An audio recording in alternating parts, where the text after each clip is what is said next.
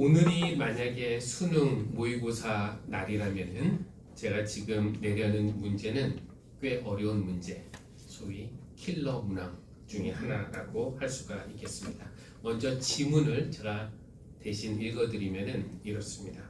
한 농부가 자기 밭에 좋은 씨들을 뿌렸습니다. 그런데 사람들이 잠자는 사이에 원수가 와서 가라지를 뿌리고 갔어요. 그래서 어느 날 종들이 밭에 나가 보니까 밀이 자라고 있어야 되는데 밀만 있는 것이 아니라 가라지가 섞여서 자라고 있는 겁니다. 그러니까 원하지 않는 잡초가 막 있는 거예요. 그래서 종들이 주인에게 이 상황을 보고했습니다. 그런데 주인은 뭐 예상이나 했다는 듯이 놀라지도 않아요. 금방 사태를 알아차리고 원수가 그렇게 하였구나 라고 말을 합니다. 원수가 그렇게 했다고요? 그러니까 이 원수가 했다는 말에 아마 전투심이 상승했을까요? 종들은 주인 어른, 그럼 우리가 가서 밭에 있는 가라지들을 다 뽑을까요? 라고 말했더니 주인은 아니다. 가라지 뽑으려다가 밀까지 다 뽑으면 어떡하느냐 이렇게 말을 합니다. 그러면서 추수 때까지 그냥 둘 다 자라도록 내버려 두라는 거예요. 추수할 때에 내가 추수꾼에게 먼저 가라지를 뽑아서 단으로 묶어서 불에 태우고 밀은 내 곳간에 드리라고 하겠다. 이제 문제가 나갑니다. 화면. 문제는 하나님 나라에 대한 이 비유에 원수가 등장하는데요. 누가 진짜 원수, 즉 하나님 나라에 가장 방해되는 존재일까요? 보기는 3개가 있습니다. 1. 사탄, 이 종들, 3 아빠. 근데 이 문제가 이 진짜 수능에 나올 만한 좋은 문제는 아니지만 나온다고 가정하고 어쨌든 문제를 좀 풀어보면은 일단 3번 아빠는 좀 생뚱맞죠. 예, 근데 이게 그냥 나온 보기가 아니라 여기에 이제 이야기가 있습니다. 어떤 미국 목사님의 설교를 들어보니까 자기 교회 학교에서 있었던 일을 이야기해 주는데요. 초등부 분반 공부 시간에 선생님이 이 비유에 대해서 이제 본문이었나 봐요. 이 비유를 읽고 나서 아이들에게 이 비유를 읽고 나서 너희 생각에는 누가 가장 잘못한 것 같니? 이렇게 물었답니다. 그랬더니 한 아이가 아빠요 이렇게 대답을 했어요. 그래서 아빠가 뭘 잘못했니? 라고 물어보니까 아이가 하는 말이 뭔지 아세요? 예수님은 밭에 잡초를 뽑지 말고 그냥 두라고 하셨는데 우리 아빠는 자꾸 밭에 나가서 잡초를 뽑으라고 시켜요. 그냥 아빠가 그냥 잡초를 예수님이 두라고 하셨으면 그냥 둬야 되는데 우리 아빠는 자꾸 가서 뽑으라고 시키니까 아빠가 잘못이에요. 이렇게 이야기했다는 것입니다. 이것이 그냥 농담처럼 들리지만 사람들이 예수님의 비유에 대해서 오해하는 것이 이 부분이에요. 그러니까 비유를 읽고 나서 이 비유가 모든 상황에 다 적용될 수 있는 보편적인 진리를 우리에게 가르쳐 준다라고 생각해서는 안 되는 겁니다. 그러니까 비유는 어떤 보편적인 진리를 말하는 것이 아니라 그냥 하나의 포인트를 드러내기 위해서 해주시는 이야기입니다. 그러니까 이 비유를 읽고 밭에 잡초를 뽑으면 안 되는구나, 그냥 내버려 두겠구나 이렇게 생각을 하면은 안 되는 것입니다. 그것은 그냥 포인트에서 완전히 빗나가는 그런 것이라고 할 수 있겠습니다. 또 이 비유를 읽고 교회 안에 뭐 다른 사람 험담을 하고 이간질을 하고 그래서 이 교회 공동체를 무너뜨리는 사람이 있는데 이런 사람 어떻게 해야 될까? 그냥 놔둬야 된다라는 주장의 근거로 이 비유를 사용해서도 안 되는 겁니다. 그냥 예수님도 그냥 교회에 잡초 있어도 그냥 놔두라고 하셨잖아. 이렇게 결론을 내면은 좀 문제가 있다는 거예요. 왜냐하면 예수님은 이 비유만 말씀하신 것이 아니에요. 마태복음 18장 교회에 대해서 말씀을 하실 때 누군가가 교회 안에서 죄를 지으면 즉 교회 공동체를 무너뜨리는 그런 말이나 행동을 하면은 가장 먼저 어떻게 하라고 하셨나요? 예수님이 1단계 단둘이 있는 곳에서 충고하라. 그래도 그 사람이 듣지 않는다? 그럼 두세 사람을 더 데려가서 그 사람에게 말을 해라. 그래도 그 사람이 듣지 않고 회개하지 않는다? 그러면 세 번째 단계는 교회의 이름으로 즉 공식적으로 그 사람한테 말을 하는 겁니다.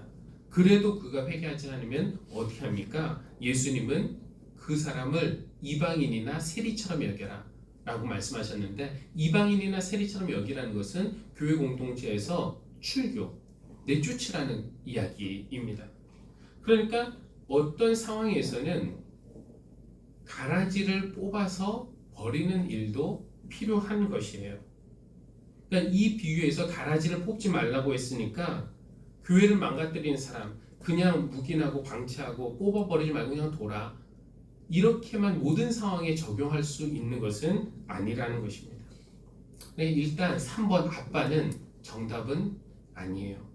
그럼 1번 사탄이라고 되어 있는데 그냥 딱 보면은 1번이 정답입니다.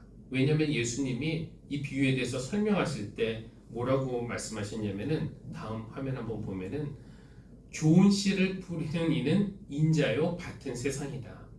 가라지를 뿌린 원수는 악마요 라고 말씀을 하십니다. 그러니까 원수는 누구냐? 악마. 그러니까 영적인 존재인 사탄을 말하는 것입니다.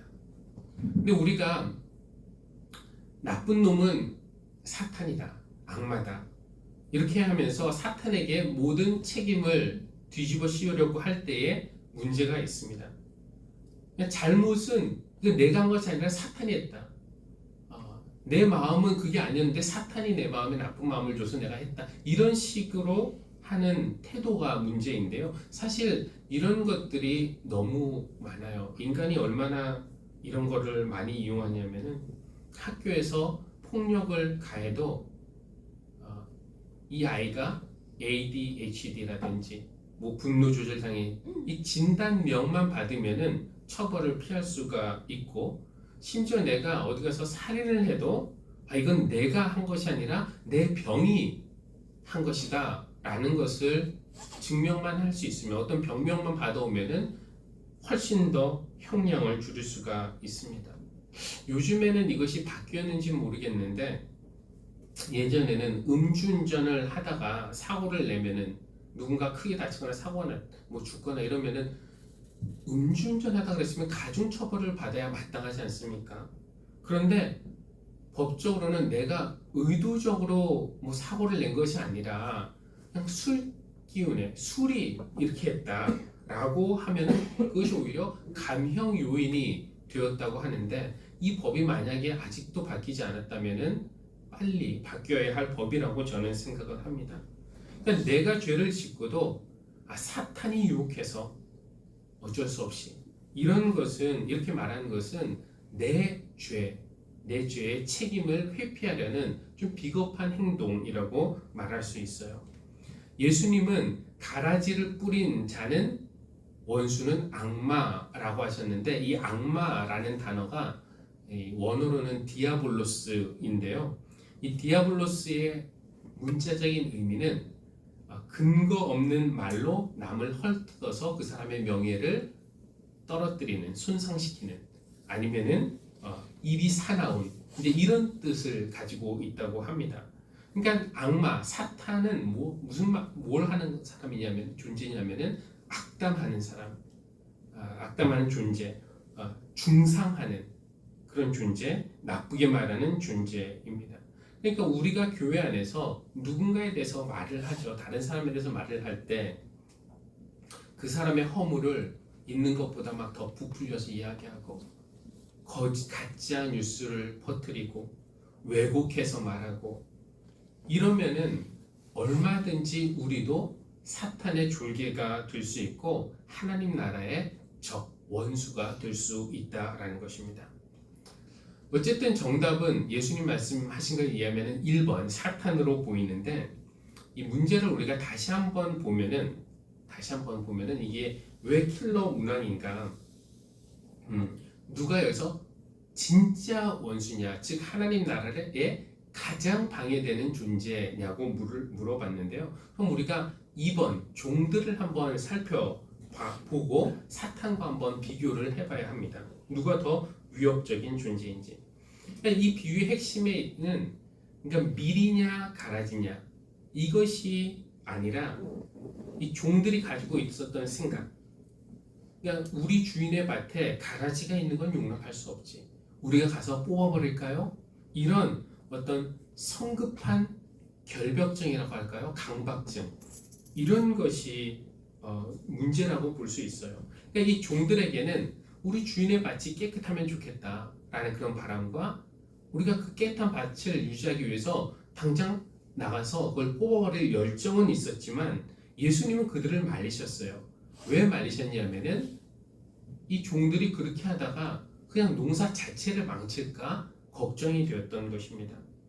일단 이 밀과 가라지는 비슷하게 생겼다고 해요. 그러니까 처음에 싹이 날 때 어느 정도 자랄 때까지는 이게 밀인지 가라지인지 구별하기가 쉽지 않고 어느 정도 열매를 맺을 때가 돼야 구별이 가능하다고 합니다. 그러니까 주인이 이 종들을 말린 이유는 이 종들에게는 이게 밀인지 가라지인지 정확히 식별할 수 있는 그런 능력이 없었다라는 것을 아셨기 때문이에요. 게다가 만약에 밀인지 가라지인지 정확하게 구별할 능력이 그들에게 있었다고 하더라도 문제가 없는 게 아닌 게 이게 겉에서는 밀인지 이거 가라지네 밀이네 알 수 있어도 땅 밑에서는 그 뿌리들이 엉켜 있기 때문에 이 가라지를 뽑으려 하다가 밀 그 뿌리까지 같이 엉켜 있기 때문에 딸려서 뽑힐 수 있다라는 것이에요. 그러니까 이 비유를 우리가 읽으면서 우리 인정해야 할 것이 하나 있습니다. 그러니까 우리가 잘 모르는 것이 많다라는 사실입니다. 그러니까 우리에게는 밀과 가라지를 구별할 수 있는 능력이 한참 부족해요. 제가 지금 농업에 대한 이야기를 하는 것이 아니라 교회에 대한 이야기를 하는 것인데, 밀과 같은 사람, 가라지와 같은 사람, 누구인지 구별할 능력이 우리에게 부족하다는 거예요. 그러니까 종들이 이 가라지 같은 사람 제거하려고 하다가 이 하늘나라 농사를 망치겠다는 것이 주님의 걱정입니다. 물론 밭에 가라지, 잡초가 있는 것은 좋은 것이 아니에요. 잡초가 있으면은 밀이 자라는 것을 방해합니다. 하지만 이 가라지의 존재가 밀 농사 전체에는 치명적인 것이 아니에요.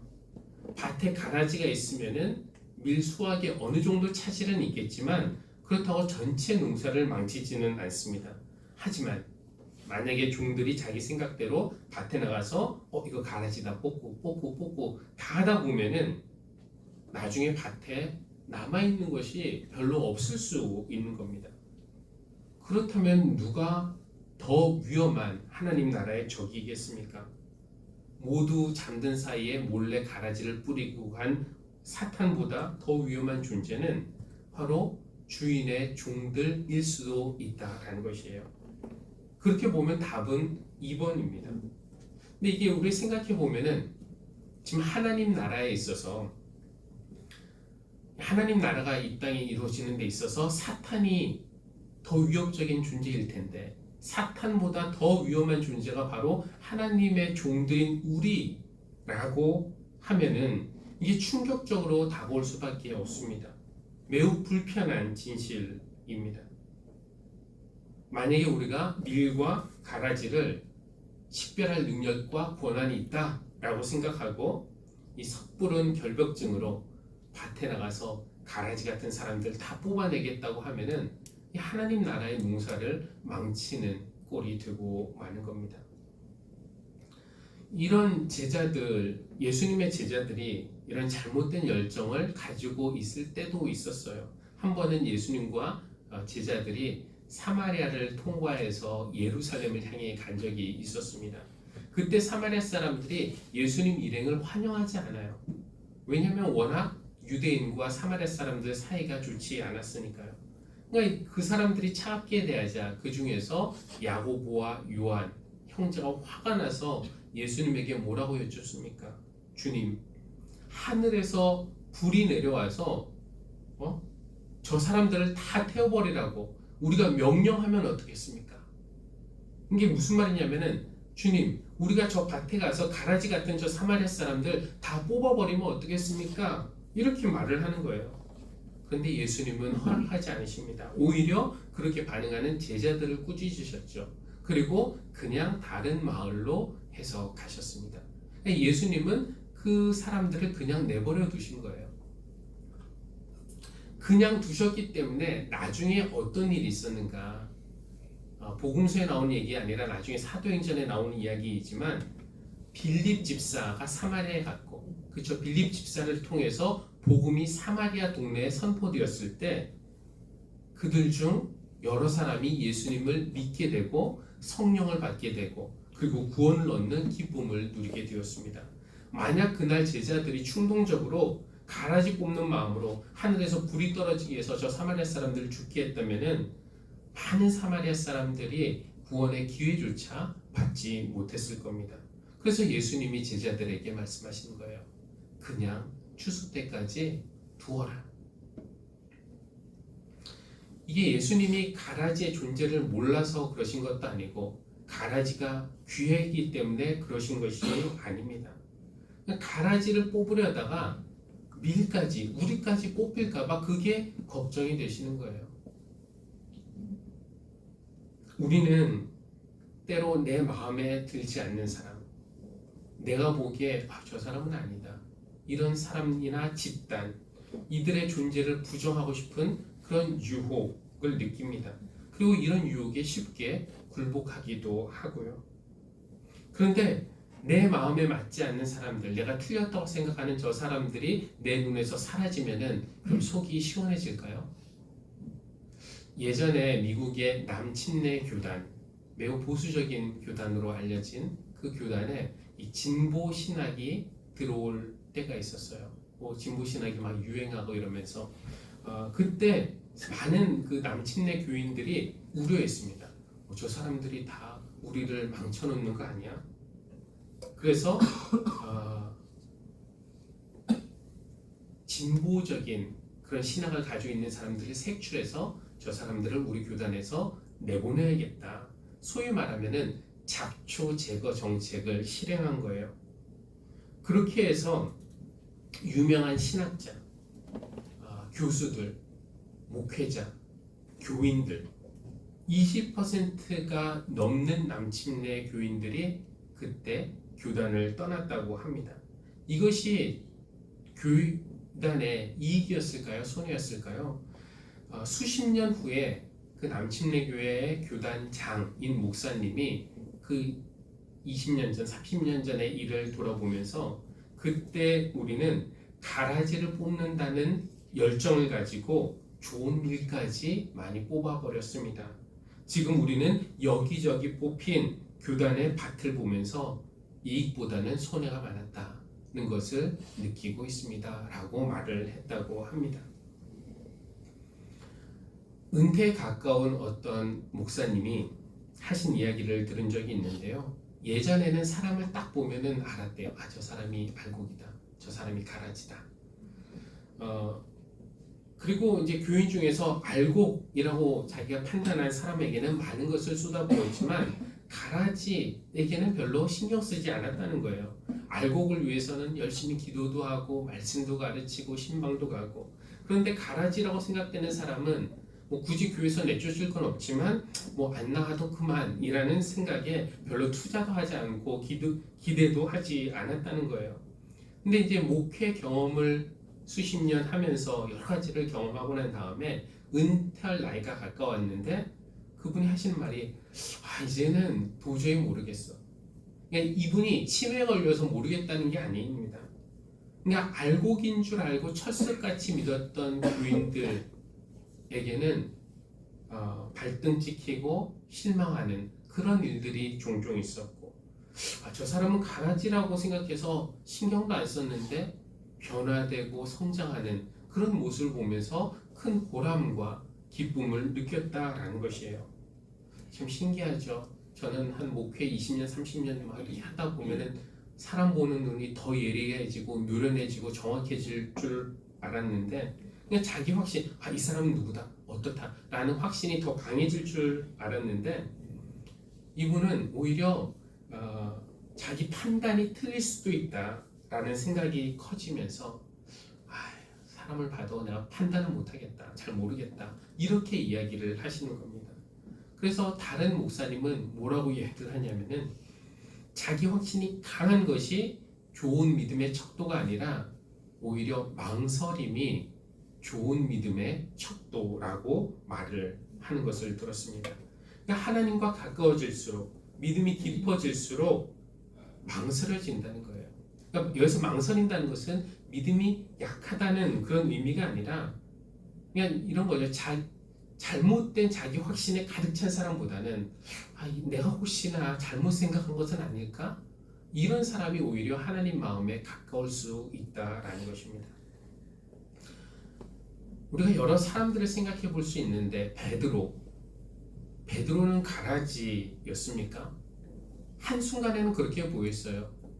내가 죽어도 주님을 배신하지 않겠다, 부인하지 않겠다고 장담했던 베드로가 3번이나 주님을 부인하는 그런 비겁한 모습을 보였을 때 저 가라지 같은 사람이라고 생각이 들 수 있습니다.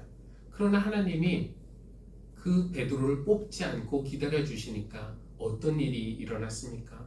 나중에 부활하신 주님이 베드로를 찾아갔고 그를 용서하셨고 시몬아 하고 다시 그를 부르셨고 그에게 내 양을 먹이라는 새로운 사명을 주셨고, 그러니까 베드로가 나중에 정말 많은 열매를 맺는 밀이었음이 판명이 났습니다. 바울은 더 심하죠. 바울은 가라지였을까요?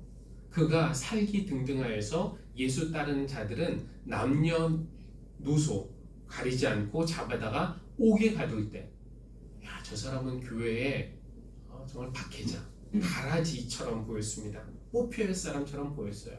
교회에 큰 해를 끼치는 사람. 그러나 하나님이 뽑지 않고 기다리시니까 나중에 어떤 일이 일어났습니까? 부활하신 주님이 그를 찾아와서 부르셨고 이방인을 위한 전도자로 바울을 세우셨습니다. 바울은 목숨을 다해서 받은 사명을 감당했고 좋은 열매를 많이 맺는 밀이라는 것이 판명이 났어요. 그러니까 지금 믿지 않는 것처럼 보인다고 해서 가라지라는 법은 없고, 그렇죠? 지금 의심이 많다고 해서 밀이 아니다라고 말할 수는 없는 겁니다. 그러므로 나는 어떤 사람이 되어야겠습니까? 밀이다, 가라지다, 심판자, 재판관이 되어야겠습니까? 예수님은 심판하지 말아라, 이렇게 우리에게 가르쳐 주십니다. 우리는 주님, 내가 나가서 저 가라지를 뽑아버릴까요? 라고 말해야 할까요? 주님은 추수 때까지 그냥 그대로 두어라 말씀을 하십니다. 근데 그 말씀을 듣는 우리에게 걱정이 좀 생기기도 해요. 저 가라지 같은 사람 그냥 뒀다가 더 많은 해를 끼치고 나중에 저 사람이 곳간에 들어가는 거 아닌가? 천국에 가는 거 아닌가? 그런데 우리가 알아야 될 거, 감사한 것은 뭐냐면은 나는 밀과 가라지를 구별할 능력이 매우 부족하지만 아무도 하나님을 속일 수는 없다라는 것입니다. 하나님은 다 아세요. 오늘 우리가 시편 139편 교동문 읽었듯이 우리가 앉아있거나 서있거나 말하거나 입을 다물거나 하늘에 숨거나 땅속에 숨거나 바다 저 끝에 가서 어디 가서 숨어도 하나님은 다 아십니다. 그러니까 우리가 악인이 잘 될까봐 불안해할 필요가 없고 의인이 뽑힐까봐 걱정할 필요가 없는 거예요. 이런 이야기를 여러분 들어보셨나요? 칠면조들이 모이를 받아먹고 있었는데 보니까 한 칠면조가 두 번, 세 번 이렇게 모이를 받아먹는 거예요.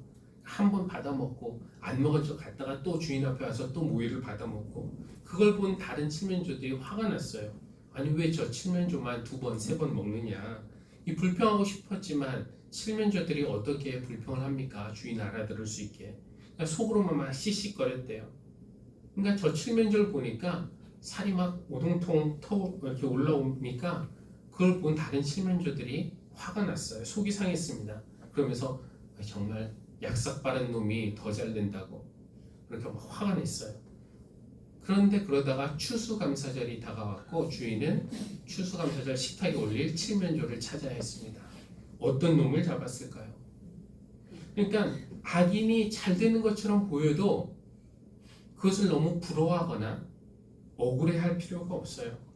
가라지가 잘 자라는 것 같이 보인다고 해서 어떻게 할 필요가 없습니다. 하나님은 다 아시기 때문에 그렇습니다.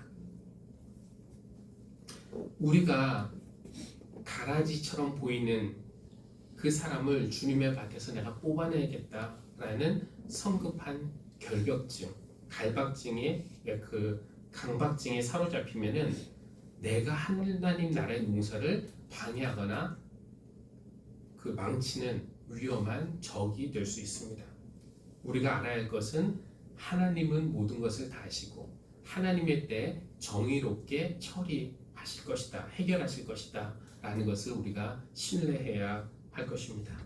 세상에 가라지들이 좀 내 눈에 가라지처럼 보이는 그런 사람이 있더라도 지나치게 분노하거나 좌절하지 말고 선으로 악을 이겨 나간다면은 하나님의 추수 때 많은 열매가 맺는 것을 우리가 보게 될 줄로 믿습니다.